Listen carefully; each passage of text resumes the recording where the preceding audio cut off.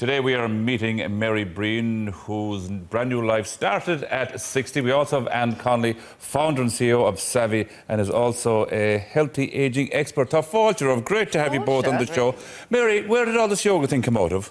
Well, it came out of an accident because I broke my ankle climbing, and my daughter took me along to a yoga class in the plaster and boot, and I thought it was great. I used to think it was for old people and ones that weren't me.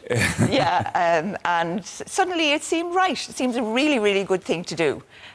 So yeah, that's how it started. And then most things that I take up as hobbies, I kind of get a little bit obsessed with them. So then I thought, goodness, now I'm practicing it for a while, I might learn how to teach somebody else how to practice it. So that's why then the best training is in India.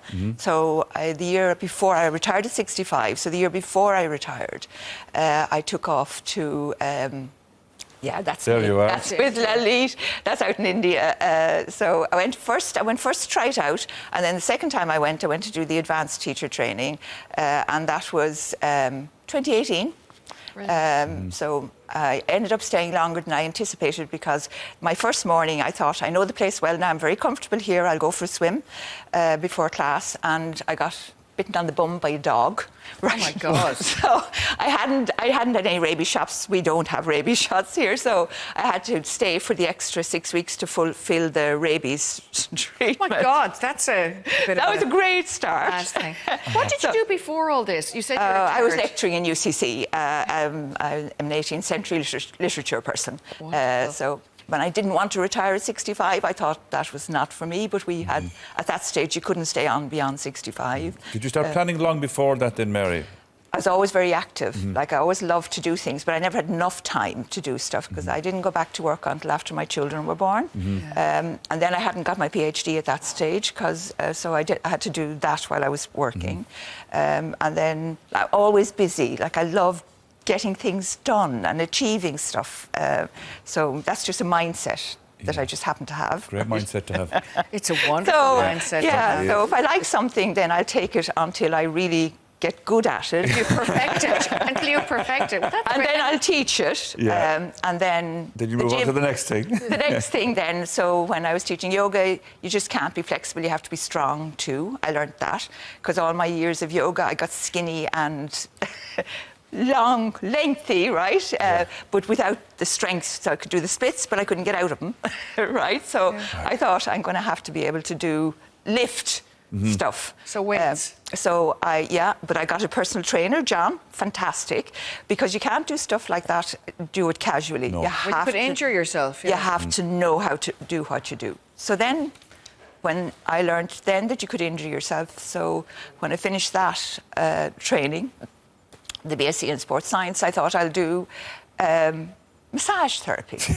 So just no into you. We'll have to have a strand with you on your own. And this whole area of health and wellness is so big now. We're so much more aware of our age. People are living longer but better and healthier, because as we live longer, there's no point being a crock, let's be honest. I think. So we want to be like great at 70 and into our 70s, well into our 80s. So I know you, I mean, you're very interesting, because you yourself are a bit of a kind of changing in midlife as well, because of your new Savvy, health.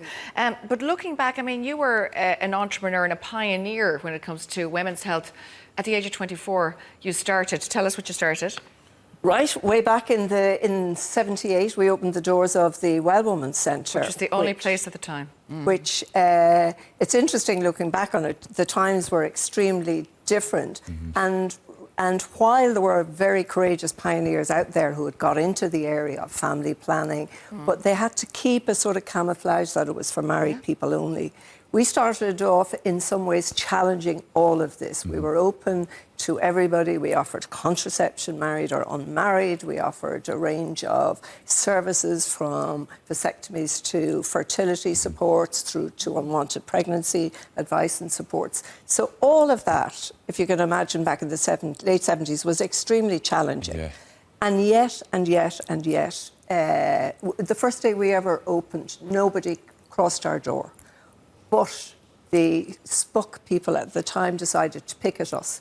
So one call to the Evening Herald and the rest was history. We never looked Which is back. great, the best The best advertising ever. free advertising ever. So yeah, you're right. I started off immediately after college in that sense as a sort of social entrepreneur, and then went on and did an MBA and worked with Kingspan and set up my own consultancy. But for the last 20 years or so, I suppose I've been working in the whole area, a think tank initially around ageing and what Ireland can do to, to look at the demographic challenges, but also look at the opportunities. And for me, the glaring opportunity was midlife health and beyond. Like there's geriatrics, there's pediatrics, but a critical point in life is our 50s and 60s onwards, when there's so much we can do through our own initiative by being proactive. And Mary is a fantastic example of actually ensuring that we can live a healthy, happier and longer life, planning into the future, taking the measures now that will ensure that. Yeah, but when you say now, who are you speaking to when you're talking about now? You're talking to people in their 30s and 40s or 50s or who?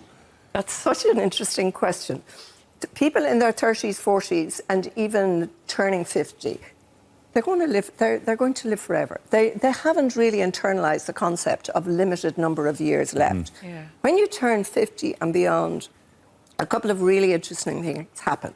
Firstly, your body starts to give you feedback that twinges last longer. You start getting maybe one or two conditions. They don't clear up as quickly. Secondly, you're watching parents and other loved ones going through what you know are avoidable. Yeah, that's actually very interesting as well. And the clarity comes, doesn't it? It really gets home the message. You know what? I can be the author of my own current and future health. And lastly, very importantly, it's my time now to invest in me and my future health. Career is less stressful, family less stressful. It's my time. So what we're about is saying this is how you can take control over your health and well-being, because it's a holistic concept. It's not just medical health. And there's so much you can do to be the author of your own future life. And I think when you have someone like Mary starting and being the poster girl, really, for her own business at 60, it's wonderful because people look to your own age, let's be honest. And if somebody in their 60s or indeed in their 70s, like you are now, say, you know what? If she can do that yoga, I can do it. Yeah, so it should be ordinary. That it's not a 30-year-old teaching 70-year-olds how to do things. You know, is it not? No, I think Mary. I have to say, I think what Mary is a brilliant role model for all of us to show that if you're proactive about it. And Mary, you've been clear. You didn't want to retire. You wanted to continue living a life where you were constantly learning, reinventing yourself, moving onwards. So you're the ultimate example of what happens when you decide to think ahead, plan ahead, and then the important bit is the doing it and actually doing it. I have to say I'm very admiring of what you've done. And how did you do it then? How did you decide to turn a hobby into a business? Just seemed the natural thing to do. It didn't seem extraordinary and it wasn't a huge amount of planning went into it. It was just happened. It just seemed to happen.